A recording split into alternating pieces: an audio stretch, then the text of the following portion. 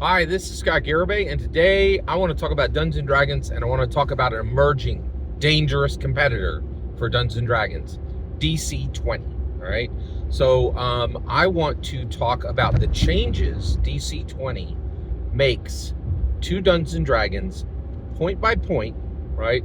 And I want to determine if these changes are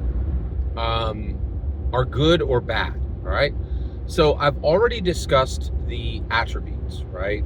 The overall good or bad ranking for the attributes is bad. It's very bad because because Dungeon Coach, who created DC20, removed wisdom. That was a terrible, catastrophic mistake.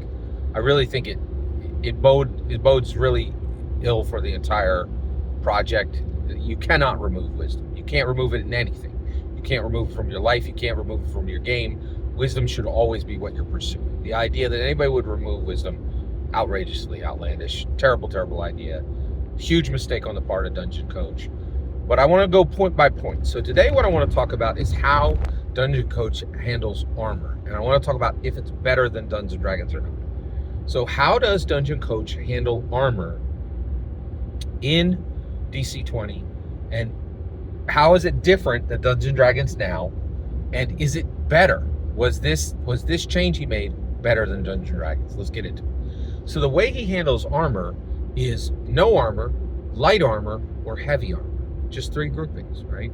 And then each one of those has very specific mechanical effects on your Dragon Master, your player character, right?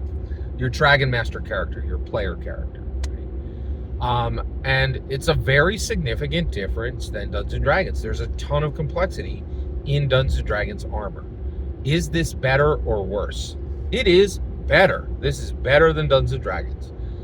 It's lower complexity than Dungeons & Dragons, and there are a lot of fiddly parts on armor in Dungeons & Dragons, and this is a very unique, very elegant, very intuitive and elegant solution. It's extremely good.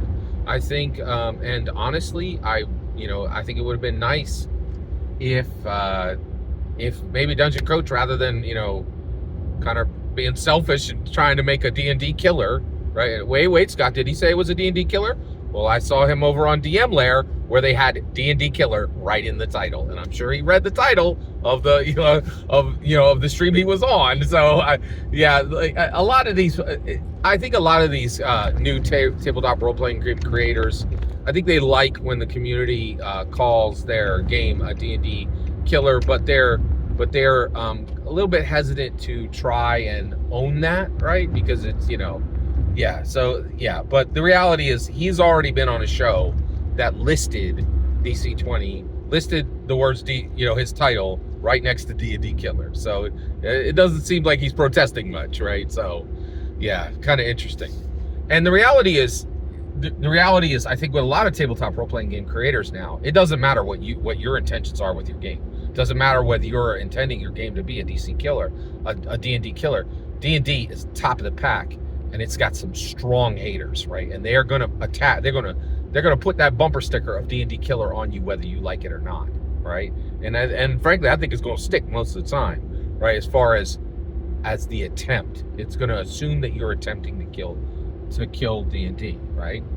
And in a world where D&D be gone was shouted from the hills in 1983 by evangelical Christians and shouted from the hills in 2023 by atheists and agnostics, the idea of D&D killer is a very real threat, right? Like, there are those of us who believe that this game needs to be guardianed, protected, right?